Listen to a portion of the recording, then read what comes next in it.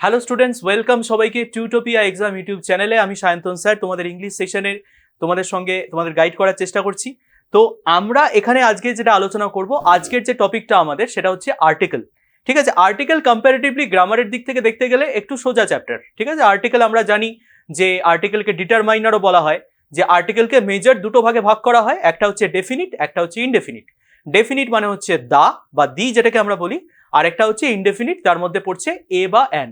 ঠিক আছে, তো এখানেও কিন্তু বেশ কয়েকটা কনসেপ্ট আছে, এখানে আমাদের একটুখানি জানতে হয় যে ইজি বলেই কি হয়, এখানে ভুল বেশি হয়। তো আমরা আজকে কতগুলো কোয়েশ্চেন দেখে নেবো এরর কারেকশন, যেখানে আমরা দেখবো যে আর্টিকেলে কি ধরনের এরর আসতে পারে। ঠিক আছে, চলো দেখে নেওয়া যাক। এরর কারেকশন আজকে আমরা আলোচনা করবো যে কোন জায়গাতে কি ভুল আছে। ফার্স্ট যে কোয়েশ্চেনটা আমাদের আছে সেটা কি বলছে দেখো, বলছে I know a doctor you are referring to. আমি সেই ডাক্তারটাকে চিনি যাকে তুমি রেফার করছো। তাহলে এর মানে কি, এটা একটা বিশেষ ডাক্তার, ইনি তো একজন বিশেষ ডাক্তার যাকে রেফার করা হচ্ছে। এটা কিন্তু যে কোনো ডাক্তার নয়। আমরা জানি যখন নির্দিষ্ট করে বলা হয় কোনো পার্সন, কোনো ব্যক্তি, কোনো অ্যানিমাল, কোনো জিনিস যাই হোক না কেন, যদি নির্দিষ্ট করা হয় তখন সেটা কি হয়, সবসময় সেখানে ডেফিনিট আর্টিকেল যায়।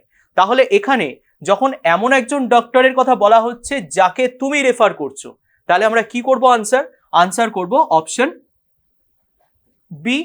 ঠিক আছে, সেকেন্ড পার্ট। তাহলে ওয়ে যেটা আছে এর জায়গাতে আমরা কি লিখবো, আমরা লিখবো দা। ঠিক আছে, I know the doctor you are referring to. ঠিক আছে, এটা যে কোনো ডাক্তার নয়, নির্দিষ্ট একজন ডাক্তার, কাজে এখানে আমরা দিচ্ছি ডেফিনিট আর্টিকেল। ঠিক আছে, চলে যাই পরের কোয়েশ্চেন। নেক্সট কোয়েশ্চেন কি বলছে আমাদের, এটা খুব সোজা আমার মনে হয়। যারা তোমরা সবে সবে এক্সামের প্রিপারেশন স্টার্ট করেছো বা সবে সবে স্কুল কলেজ শেষ করেছো, তারাও পারবে। ঠিক আছে, এটা খুব সোজা একটা কোয়েশ্চেন। বলছে আ মিল্ক, দেখো এইটুকু দেখেই তুমি বুঝতে পারবে যে এখানে ভুল আছে। কারণ মিল্ক কি আনকাউন্টেবল, মিল্ক কি কাউন্টেবল নাউন? মিল্ক কি গোনা যায়? মিল্ক কখনো গোনা যায় না। মিল্ককে কি করতে হয়, মিল্ককে মাপতে হয়। মিল্ক কি, মিল্ক হচ্ছে মেটেরিয়াল নাউন, মিল্ককে কখনো তুমি গুনতে পারো না। 1 2 3 বলা যায়, বলা যায় না।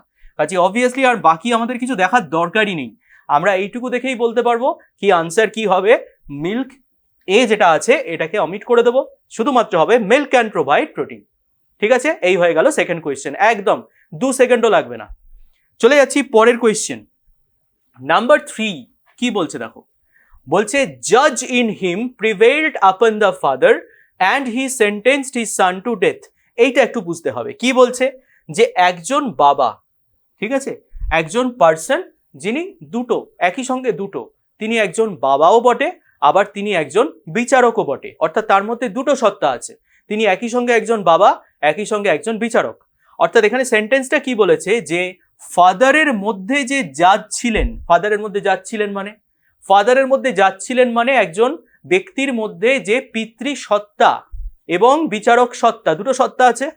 তাহলে এইখানে বলছে ফাদারের মধ্যে যে জাজের সত্তা বা বিচারকের সত্তা ছিল, সেই সত্তা কি হলো, প্রিভেইলড আপন, অর্থাৎ বাবার সত্তার থেকে বিচারকের সত্তা বড় হয়ে গেছে। অর্থাৎ একজন বিচারক যখন বিচার করছেন, তিনি তার ছেলের বিচারও সমানভাবে করবেন, তাই না? তার কাছে তখন ফাদার এটা বড় নয়, বড় হচ্ছে তিনি বিচারক কিনা। কাজেই ফাদারের মধ্যে কি হচ্ছে, যে বিচারক সত্তা সেটা বড় হয়ে গেছিল, এবং তিনি তার নিজের সন্তানকে মৃত্যুদণ্ডে দণ্ডিত করেছিলেন, এইটা বলা হয়েছে। তাহলে এইটা যদি হয়, তাহলে খেয়াল করো এখানে যে জাজ বলছে, এই জাজ মানে কি কোনো ব্যক্তি না তো। এই জাজ মানে কি বোঝাচ্ছে, এই জাজ মানে কিন্তু কোয়ালিটি বোঝাচ্ছে। বিচারকের সত্তা মানে কি, বিচারকের কোয়ালিটি। মনে রাখবো, যখনই কোনো কমন নাউনের কোয়ালিটি বোঝানো হবে, মানে এমনিতে দেখে মনে হবে কমন নাউন, কিন্তু অ্যাকচুয়ালি এখানে কিন্তু ব্যক্তিটাকে বোঝাচ্ছে না, এখানে বোঝাচ্ছে কোয়ালিটিটাকে। কাজে এখানে আমি কি করব, জাজের আগে একটা আর্টিকেল আমাকে দিতে হবে। জাজের আগে এখানে একটা আর্টিকেল দিতে হবে। আমায় কি বলতে হবে, দ্য জাজ in him prevailed in the father and he sentenced his son to death. ঠিক আছে, তাহলে এখানে ফান্ডাটা কি, ফান্ডাটা হচ্ছে কোনো একটা কমন নাউন যদি আমি দেখি যে সেটা কোয়ালিটি বোঝাচ্ছে, তখন সেই কমন নাউনের আগে আমাকে কি দিতে হচ্ছে, দা বা একটা ডেফিনিট আর্টিকেল দিতে হবে। কমন নাউন যখনই কোয়ালিটি বোঝাবে, তখন তার আগে আমরা কি দেব, একটা ডেফিনিট আর্টিকেল বসাবো, দা বসাবো। ক্লিয়ার, খেয়াল রাখবো। তাহলে আনসার কি করে দিলাম, ফার্স্ট পার্ট। যার আগে কি দিতে হবে? দা দিতে হবে। আর্টিকেলের খুব জরুরি কনসেপ্ট এটা। চলে যাচ্ছি পরের কোয়েশ্চেন নাম্বার 4। বলছে I go to the temple as often as I find time. আমি যখনই সময় পাই আমি টেম্পলে যাই। এবার এই জায়গাগুলো যেমন ধরো টেম্পল, স্কুল, কলেজ, এই জায়গাগুলো যাওয়ার কিছু বেসিক পার্থক্য থাকে। লোকে স্কুল, কলেজ, ইউনিভার্সিটিতে যায় পড়তে, টেম্পলে যায় প্রে করতে, প্রিজনে যায় জেল যখন কোনো অপরাধ করছে। তো যখনই একটা টেম্পলে যাওয়ার কথা বলছে, এখানে তো কোনো পারপাস বলা নেই। পারপাস বলা নেই মানে আমি কি ধরে নিচ্ছি? প্রার্থনা করতে যাচ্ছে। তো এই ধরনের জায়গা যে টেম্পল, স্কুল, কলেজ, এগুলোর যখন বেসিক পারপাস বোঝায় তখন তার আগে কোনো আর্টিকেল দিতে নেই। কি বললাম? টেম্পল, স্কুল, কলেজ এগুলোর যখন সেন্টেন্সে বেসিক যে উদ্দেশ্য, সেই উদ্দেশ্যই বোঝানো হচ্ছে। আমি টেম্পলে যাই কেন? প্রার্থনা করতে। এটা বলা নেই, কিন্তু পড়ে নিশ্চয়ই বুঝতে পারছো প্রার্থনা করতে।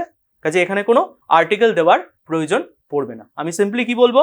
I go to temple as often as I find time. কিন্তু আমি যদি বলতাম যে আমি টেম্পলে যাচ্ছি আমার একজন পুরোহিতের সাথে কথা বলতে, সেক্ষেত্রে কি লিখতে? সেক্ষেত্রে কিন্তু লিখতে হতো I am going to the temple to meet the priest. প্রিস্টের সঙ্গে দেখা করার জন্য আমরা কি করছি? আমি টেম্পলে যাচ্ছি। তাহলে এটা একটা বেসিক পারপাস কিন্তু নয়, এটা একটা বিশেষ পারপাস। সেক্ষেত্রে কিন্তু তোমাকে আর্টিকেল দিতে হবে। ঠিক আছে? এই লজিকটা খেয়াল রাখবে যে বেসিক পারপাস বোঝালে আর্টিকেল দেব না, যদি অন্য পারপাস বোঝায় তাহলে কিন্তু আর্টিকেল দেব। রাইট? চলে যাই পরের কোয়েশ্চেন নাম্বার 5। কি বলছে? বলছে the way to increase the production of the food is to bring more land under cultivation. খাদ্যের প্রোডাকশন বাড়ানোর কি উপায়? সেটা হচ্ছে আরো বেশি জমিকে চাষযোগ্য করতে হবে। ঠিক আছে? এটা বলা হয়েছে। তাহলে এইখানে ফুড মানে তো নর্মাল ফুড, খাবার, ফুড, ওয়াটার, এগুলো কি কমন নাউন। কাজেই অবশ্যই ফুড বা ওয়াটারের আগে আমরা কি দা তো দিতে পারি না। কি দেবো? Production of food. এটা তো আর নির্দিষ্ট কোনো খাবার নয়, এটা যে কোনো খাবার। তাহলে কি বলবো?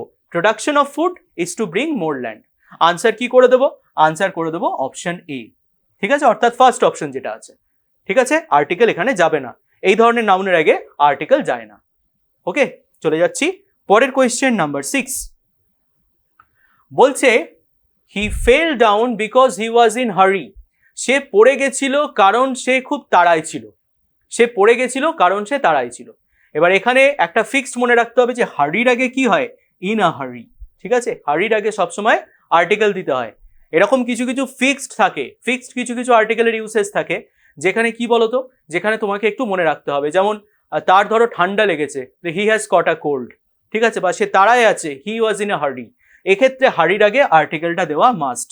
তো কিছু কিছু ফ্রেজ এমন থাকে আর্টিকেলের ক্ষেত্রে যেখানে আর্টিকেলটা ফিক্স থাকে, যেখানে এ দিতেই হবে, এখানে দা দিতেই হবে। ঠিক আছে? আবার কিছু কিছু ক্ষেত্রে আর্টিকেল দেওয়া যাবে না। ঠিক আছে? এরকম ডিটেল ডিসকাশনের রুল আমরা অবশ্যই আলোচনা করব। চলে যাচ্ছি পরের কোয়েশ্চেন নাম্বার 7। বলছে equator divides the earth into 2 hemispheres. Equator মানে নিরক্ষরেখা। তা নিরক্ষরেখা তো একটা বিশেষ কিছু। এই ধরনের যেগুলো স্পেশালাইজড নাউন, এগুলোকে স্পেশালাইজড নাউন বলে। এর আগে অবশ্যই তোমাকে কি করতে হবে? দা দিতে হবে। যেমন আমরা বলি the equator, the Ganges, the Statesman, the Mahabharata. আমরা শিখেছিলাম না যে ধর্মগ্রন্থ, নদী, ভৌগোলিক বিশেষ কোনো বৈশিষ্ট্য, এগুলোর আগে কি হয়? দা হয়। তাহলে অবশ্যই ইকুয়েটর নির্দিষ্ট যেহেতু বলছে, তোমায় বলতে হচ্ছে দ্য ইকুয়েটর। আনসার করে দিচ্ছি নাম্বার 1। ঠিক আছে? আনসার হয়ে গেল ফার্স্ট অপশন। চলে যাই নেক্সট কোয়েশ্চেন। নেক্সট কোয়েশ্চেন বলছে teachers wire instructed to follow an uniform method of evaluation. টিচারদের কি বলা হয়েছিল? যে তোমরা একটা ইউনিফর্ম মেথড ফলো করো, মানে সবাই একই রকম মেথড ফলো করবে, এটাকে ইউনিফর্ম মেথড বলে। এবার কি ভুল আছে? আমরা জানি এখানে কি হবে? এ হবে। কেন? তার কারণ হচ্ছে যে ওয়ার্ডের প্রোনাউন্সিয়েশন বা উচ্চারণ ইউ এর মতো হয়, ঠিক আছে, ইউ এর উচ্চারণ যদি ইউ এর মতো হয় বা ওয়ার মতো হয় তখন সেক্ষেত্রে কি হয়? এ হয়। ঠিক আছে? নিয়মটা কি? ভাওয়েলের প্রোনাউন্সিয়েশন যদি ইউ বা ওয়া এরকম হয় তাহলে সেই ভাওয়েলগুলোর সাথে কি বসাতে হয়? সবসময় এ বসাতে হয়। যেমন আমরা বলি এ ইউনিক, আমরা বলি এ ইউনিভার্সিটি, আমরা বলি এ ইউনিফর্ম, আমরা বলি এ ওয়ান আইড ম্যান, এ 1 রুপি নোট। তাহলে উচ্চারণ যখনই ইউ বা ওয়ার মতো হচ্ছে, ভাওয়েলের আগে নর্মালি আমরা সবাই জানি অ্যান বসে, কিন্তু উচ্চারণ যদি এরকম হয় তখন কিন্তু আমরা কি বসাবো? এ বসাবো। ঠিক আছে, তাহলে এ ইউনিফর্ম মেথড আনসার করে দিলাম সেকেন্ড পার্ট। ঠিক আছে, এই হচ্ছে ব্যাপার। চলে যাই নেক্সট কোয়েশ্চেন নাম্বার 9 কি বলছে? 9 বলছে he knows that your muscles are not same as his. সে জানে যে তার মাসেলস গুলো, সে জানে যে তোমার মাসেলস গুলো তার মতন নয়, এটা বলা হয়েছে।